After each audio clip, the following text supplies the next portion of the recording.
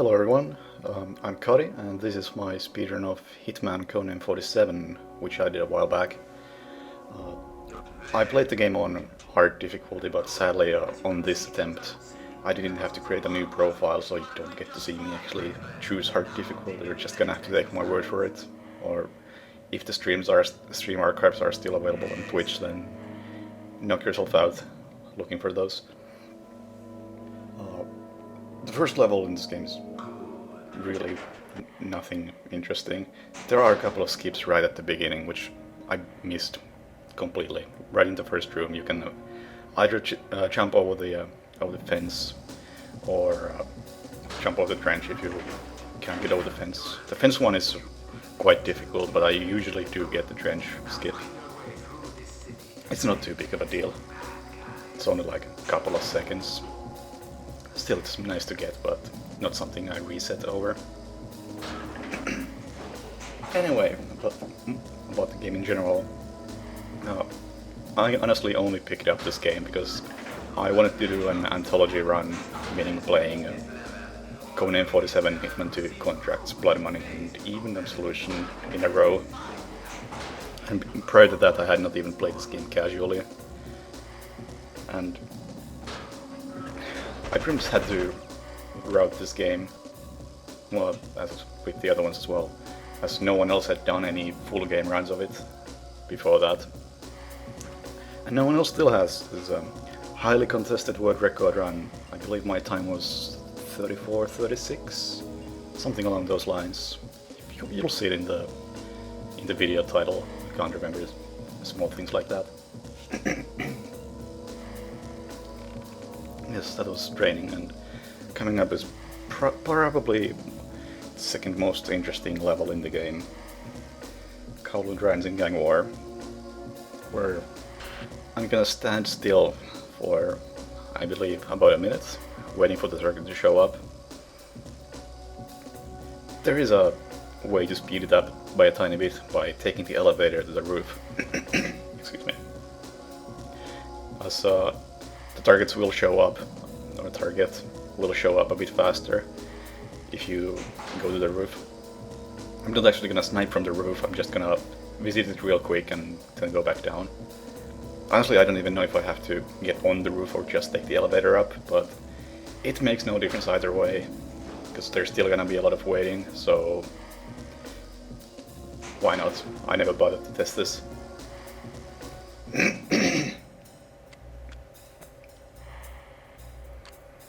And after this point there's nothing going on in this mission. Except there's a high chance that I show off the tie physics. Yeah, there you go. Revolutionary.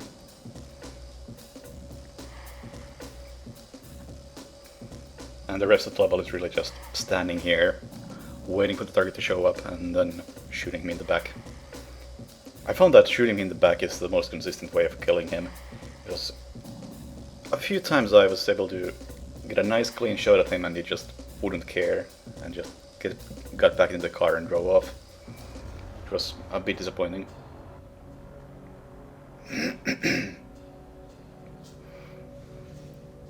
That's also the reason why I don't shoot him immediately as he gets out of the car. I want to make sure that he's actually going to die when I take the shot. And right there. And leave. That was the only bullet I had in the mission. Because you don't need any equipment to do this, so you can just completely skip buying anything, as it defaults you with one bullet in the sniper rifle, which is quite good enough. Very easy mission.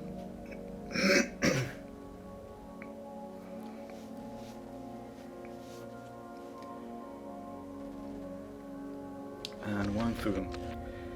This was actually one of the more difficult levels in the game, in my opinion, and I'm glad it's early on. The idea for this route is from Jupagazul or Zerling Wasteland on YouTube. He helped out a lot with the routing of this game.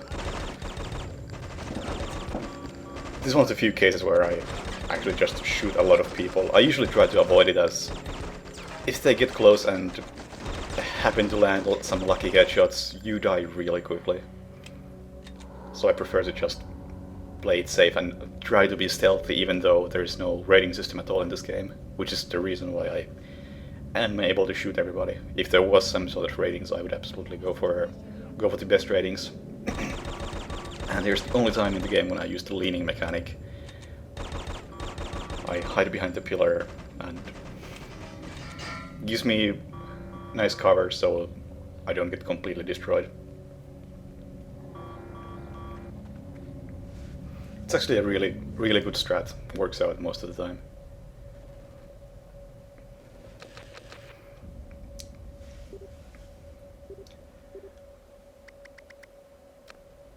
I don't know why I buy that much ammo for this mission every time. There's really no reason to. Just a habit.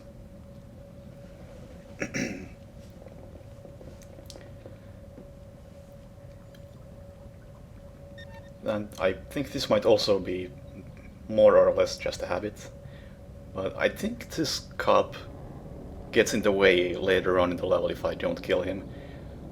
Or maybe it was part of some older route and I just never stopped killing him, which would be unfortunate for him, but no big deal.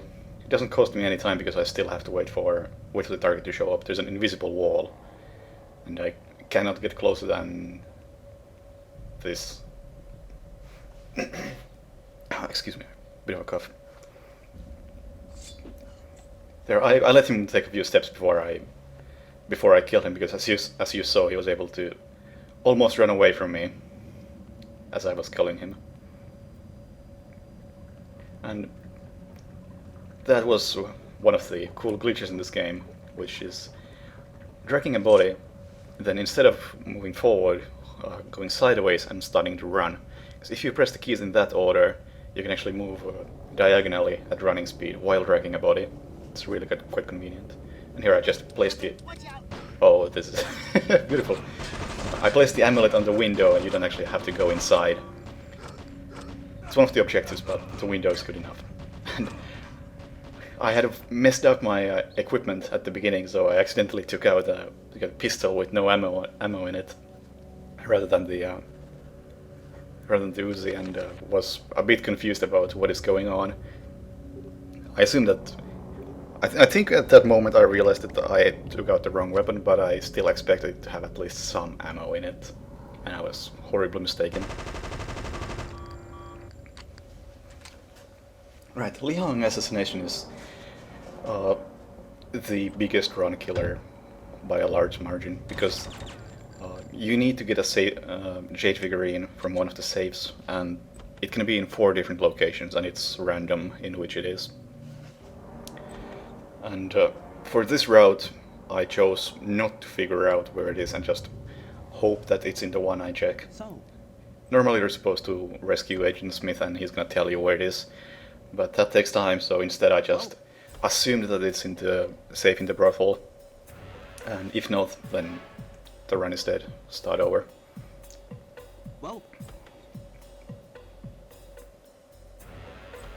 Also at the beginning I just shot the ground, so only one of the Red Dragon members would come out and I would get an easy disguise like that. There you go, there's the safe combination. Still gotta take care of this guy because he will sound an alert. I also want to play this mission quite quietly, because I will be using the front door to Li Hong's mansion, whatever it is, to escape. And if there was a body found, I believe that was the reasoning, then the doors get locked. So you gotta be careful with that drop right there, because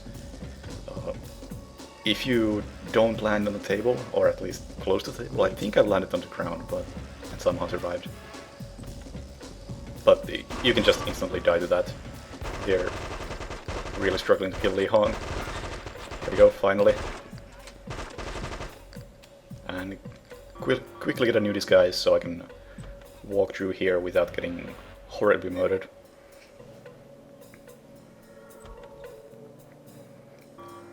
Not the cleanest of executions, but I think this route is pretty good. Of course it could be improved, but I believe there is was like 20 seconds of improvements. If I remember what Jupakazul said, he had some alternative route. I prefer this one, it's just safer. Oh, everybody's favorite story arc, the jungle. I'm actually not gonna take any weapons other than the knife. Instead I just take the compass with me, as that's surprisingly useful. Of course this is completely doable even without the compass, but I found it easier to just use the compass and line it up like it is now, southeast, and just keep heading that way until I reach the place where the tribe member is held prisoner. I never found a fully consistent way of doing this, because I'm just really bad at navigating this jungle. But this route got me like close enough most of the time. I'm not sure how it turned out in this run. So I remember that looking at my splits, I lost like 10 seconds in this level, which is acceptable. I'm not a perfectionist. Yeah, that's pretty close. I think that's better than average. And this is why I only need the knife. There we go. Bit of trouble grabbing the gun, but there we go. And then all I gotta do is kill all these enemy soldiers to rescue him. I found that it's really safe to shoot from the tower, as it's far enough away for the bullets to do little damage, and it also offers a bit of cover thanks to the small wall. And then I just hold on to the sniper rifle and grab an officer outfit. Both of those are for the final level in the jungle story arc. And again, I'm lining up the compass to be almost exactly north, and that gets me to the airplane, where the whatever artifact it is, and well, it just means I don't get lost horribly. Oh, and there is the wonderful key bindings of Codename 47. There's no holster key. Instead, there's an empty hands key. So when I wanted to holster the artifact, I pressed Q, which is my empty hands key, and he holstered the item, but he also drops the sniper rifle, which is a really strange feature. So I have to pick it up again. None of it waits in time because I still have to wait for the rescue tribe member to show up at his home. It's also why I never bothered to learn this route from the airplane to the village. Which is, if it looks like I'm lost, that's probably because I am lost. All I know is that there's a river to the right of me, and there's eventually gonna be a mountain on the left. As long as I can find the mountain, then I should be able to find the village as well.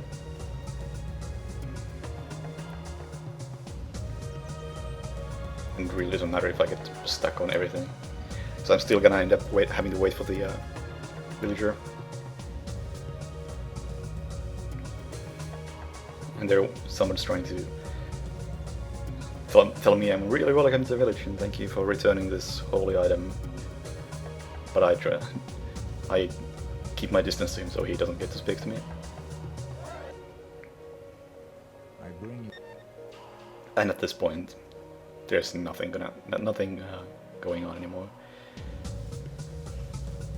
Just waiting for the rescue guy to show up. I'm not sure what 10 seconds went in this level compared to my previous record. I think it might be that the villager just gets lost in the woods. That wouldn't surprise me one bit. Or maybe I just killed the people really slowly at the tower. Like, looking at his path, it's not really optimal. I'm not proud. Yeah, look at that. wonderful pathfinding. There we go, and then Jungle God.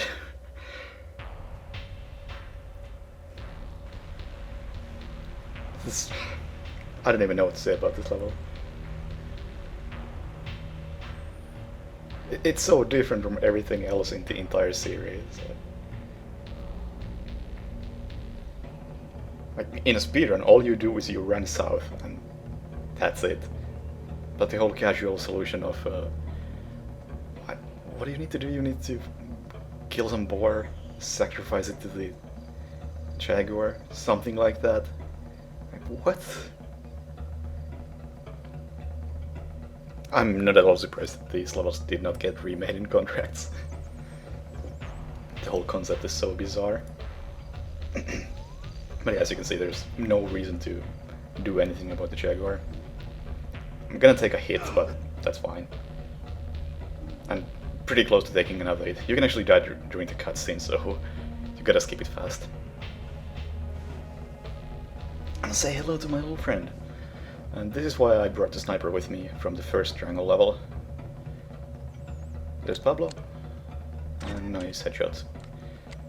It's really convenient that you can just snipe him from the beginning. And this is another really questionable level design choice.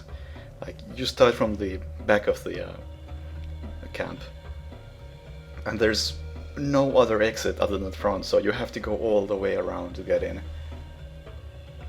It's really confusing how they chose to not include any kind of back entrance. It's replaying this level quite annoying. Luckily I didn't do that much.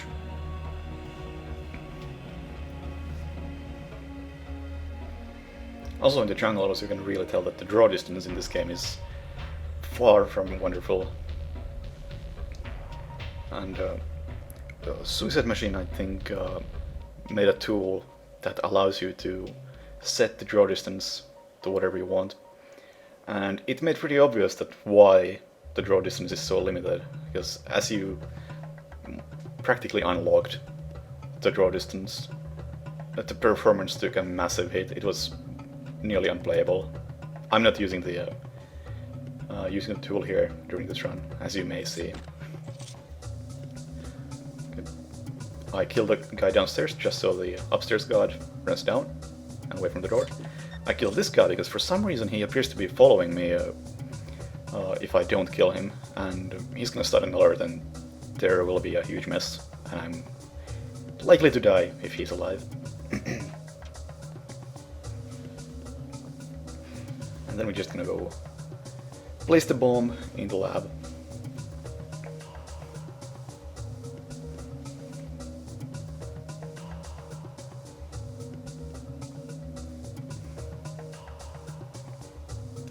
I'm not actually sure if you are allowed to walk around much with the bomb. I assume so, because while I take it out really late and just place it immediately, it's actually not even in my hand at any point. But I would assume that I'd still get spotted if I was not allowed to do that. And for some reason the guy in front of the lab really doesn't like me. Tells me to get lost on my way in and on my way out. What a friendly fellow.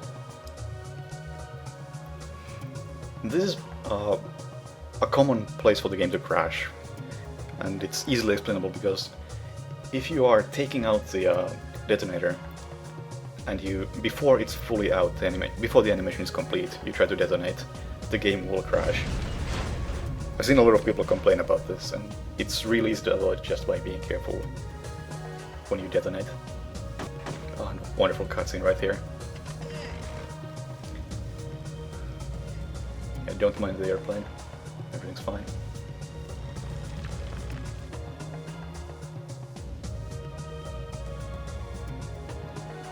And moving on to Traditions of the Trade. Probably the best level in the game. I don't think many people would disagree with that. Here I actually use the route from the individual level record, more or less. The only difference is that I have a different weapon. I gotta make sure that the guard comes through the metal detectors so I can take the disguise without going through it in my suit. And there's my first target. Outstanding shooting right there. I'm known for my aim, trust me.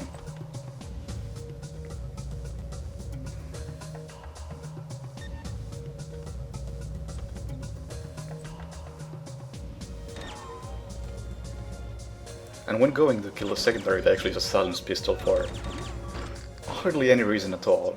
I just happen to have it, so might as well try to keep it a bit quiet.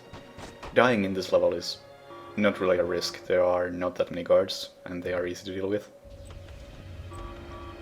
I think the most likely way to die in this level is actually to go down the stairs too quickly and end up falling down. I think I've had that happen a couple of times. And of course, no need for any kind of case for the bomb, just carry it out like this.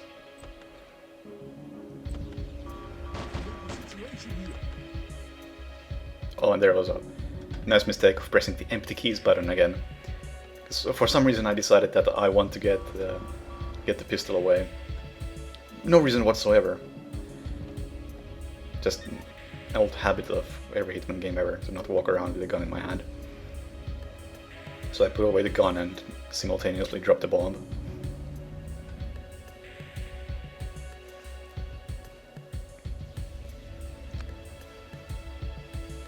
Oh, Gunrun's Paradise, the most fun level in speedrunning in the entire series. I believe this is actually the longest one in any Hitman game in a speedrun. Because Death of a Showman, the tutorial of Blood Money, is like 10 seconds shorter than this.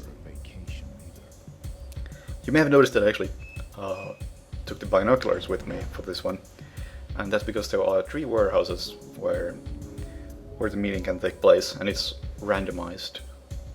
And normally you're supposed to find out which it is by placing a tracker on a car and following the car, but that takes a long time. Instead, I'm just gonna use the binoculars to check where this. There I checked on the left, there were no dogs outside that warehouse, so I'm gonna run a bit further. Use binoculars to check this one. No dogs there either. That means that it's gotta be the one on the left from here, from this point of view. And I have just enough time to switch the direction, make the train go that way instead. I believe there are actually time differences in which warehouse is fastest, because somehow I was able to lose 20 seconds on this level, and I think it's because of this warehouse. It's really far away compared to the other 2. Still, I'm okay with it. This one was clean enough as I had no resets in any level, and most of the strats worked out quite well. And the mistakes were small, like dropping the bomb in traditions.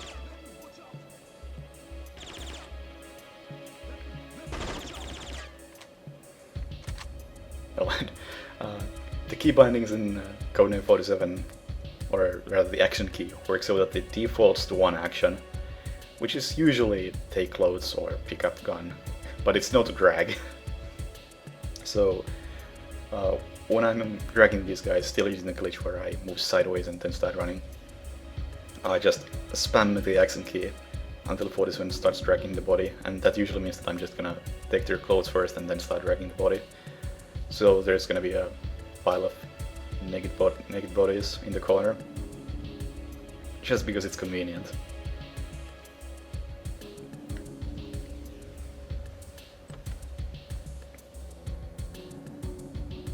And that's the car I was supposed to follow, but chose not to, as that's really slow.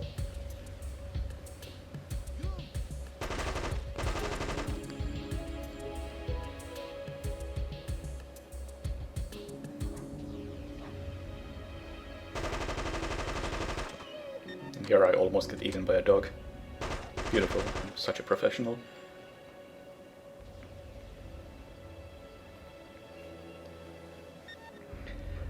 And after this point, there's really nothing going on in this level. All I'm gonna do is I'm gonna place the tracking device in the briefcase, and then I'm gonna wait. I'm gonna wait for a long time.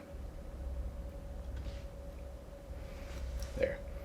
And because I actually really don't do anything but wait, I'm gonna add an annotation to the video, so click that to skip all this. There's absolutely nothing to see, and I'm not gonna commentate through this. So see ya in a few minutes, or about 2 seconds when you click the annotation.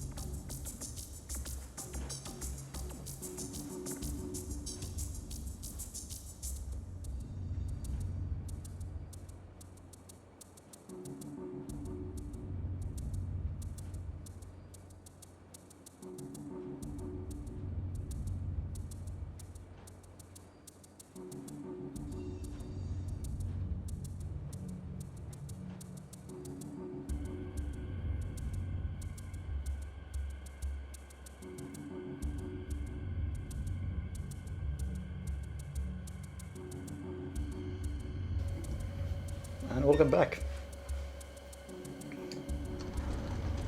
Ivan, I believe that's his name at least, has finally showed up, and he walks right through his car, saving a couple of seconds, despite coming to the furthest away warehouse, costing me time that way. Still, I can appreciate him doing his best. And then he just leaves. And again, goes through the car. Real nice. It really confuses me that there's that unavoidable waiting time, during which there's nothing interesting to do. But hey, it's only one level. We can deal with that. Plutonium runs loose. At least when playing casually, I thought this was one of the more difficult levels in the game. And even in a speedrun, there's quite a bit of shooting going on, and the ship can be a bit confusing. At least I got lost there multiple times. I bring the sniper with me only for the beginning to kill like 4 people. First those guys, one of whom will give me a disguise to be used for the rest of the level. Always really important that you can take the disguise without stopping moving.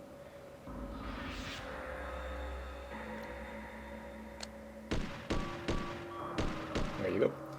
And the third guy to the right, you can see him running right there. He's gonna see the bodies, and he's gonna go tell his boss that things are bad. You should blow shit up. And normally you're not allowed to go through these gates to just get shot horribly. But if you are with this guy, you have free access to, well, everything. Sadly, he doesn't run very fast, so you gotta slow down a bit. Also, if you have really bad timing, it's possible that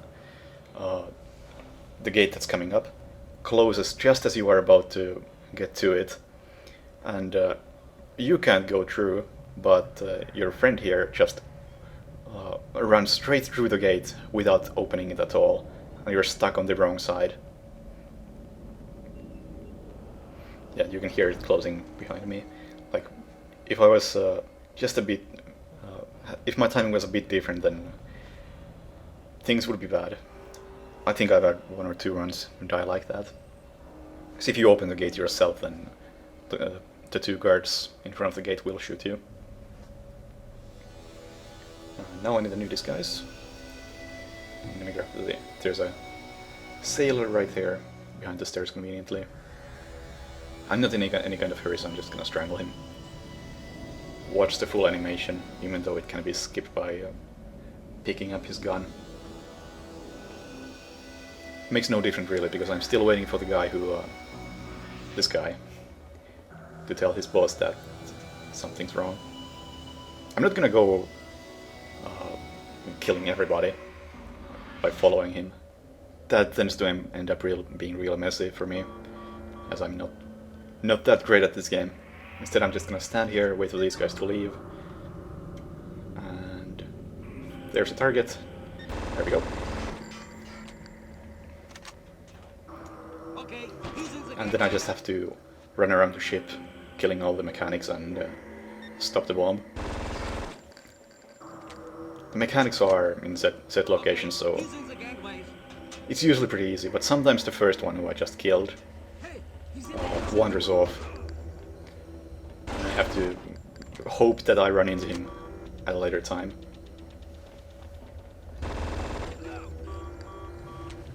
And that usually does happen, like the guy right there who was the last mechanic. I don't actually have a clue where he is at the beginning of the level, but once you disarm the bomb and start shooting people, he follows you and you can just shoot him on the way back.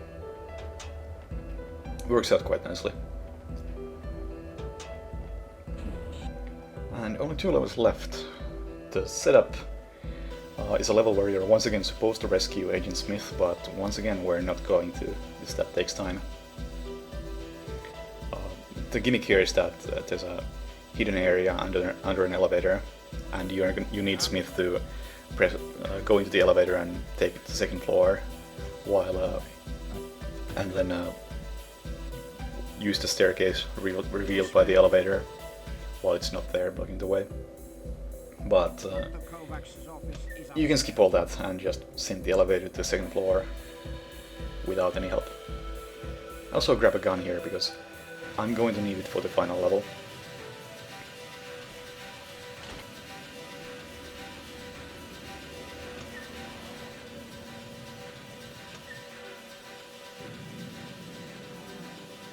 And there's the elevator. The skip is real simply just sprint out of the elevator as you send it to the 2nd floor, and that's it. Real simple stuff. Meet Your Brother is somewhat difficult to pull off. It's like, when it comes to just technical execution, I think it's one of the more difficult levels in the game. First you need to stand in a specific area so that the clones will attack you from the right direction. They can head in 2 directions from where they spawn. And there. I waited for an audio cue so I knew when to attack the clone. And because I killed him so close to the area he spawned in, the door never closed, and I could just drag him there without having to deal with the entire fight with the rest of them. And there's some more clones.